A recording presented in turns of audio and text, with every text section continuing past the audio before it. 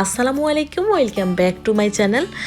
আজকেও আমি চলে এসেছি আপনাদের সাথে আরও একটি রান্নার রেসিপি নিয়ে। আর আজকের রান্নার আয়োজনে আমি আপনাদের সাথে শেয়ার করব Chinese chicken মাঞ্চুরিয়ানের recipe.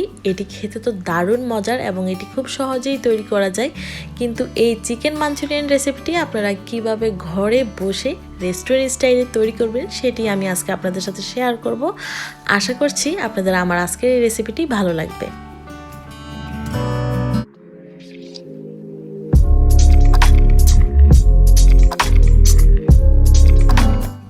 Chicken Manchurian তৈরি করার জন্য আমি এখানে 500 গ্রাম বোনলেস চিকেন নিয়েছি।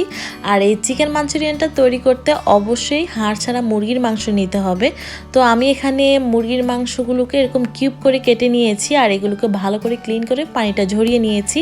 এখন আমি প্রথমেই এই চিকেনটাকে কিছু মশলা দিয়ে মেখে নেব। তার জন্য প্রথমেই দিয়ে দিচ্ছি 1 টেবিল চামচ পরিমাণ সয়া সস, 1 চা চামচ পরিমাণ আদা বাটা, 1 চা চামচ পরিমাণ রসুন বাটা, হাফ চা চামচ পরিমাণ গোলমরিচ গুঁড়ো, আর দিয়ে দিচ্ছি 1 চা চামচ পরিমাণ মরিচ গুঁড়ো। যদিও চাইনিজ চিকেন মাঞ্চুরিয়ানে লাল মরিচটা ইউজ করা হয় না, যেহেতু এটি বাংলাদেশি স্টাইলে রান্না করা হচ্ছে আর আমরা বাঙালিরা একটু ঝাল খেতে পছন্দ করি সব কিছুতেই, তার জন্যই মরিচটা দেওয়া। আপনারা যদি চান তাহলে মরিচটা স্কিপ করতে পারেন। এবার আমি এতে দিয়ে দিচ্ছি 3 টেবিল চামচ পরিমাণ কর্নফ্লাওয়ার, আপনারা চাইলে কর্ন স্টার্চটাও ইউজ করতে পারেন। আর দিয়ে দিচ্ছি আমি 2 টেবিল চামচ পরিমাণ ময়দা।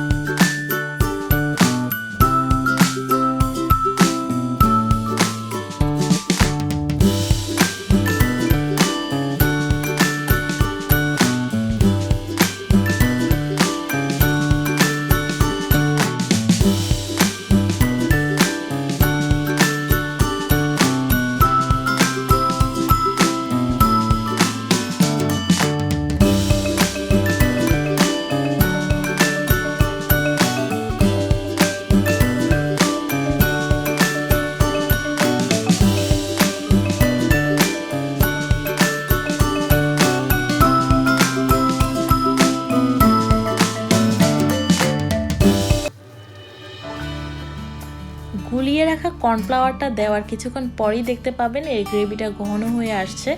তো এই যে দেখতেই পাচ্ছেন এর গ্রেভিটা ঘন হয়ে গিয়েছে। এখন আমি এর মধ্যে সেই আগে থেকে কেটে রাখা স্প্রিং অনিয়নগুলো দিয়ে দিয়েছি।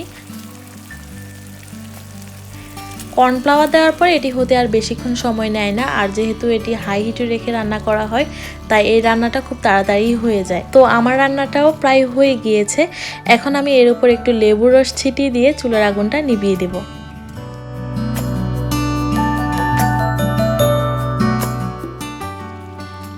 তো আমার রান্নাটা হয়ে গিয়েছে। আমি চুলার আগুনটা নিভিয়ে দিয়ে এর উপর কিছু সাদা তিল ছিটিয়ে দিচ্ছি, এতে করে এটি দেখতে অনেক সুন্দর লাগে।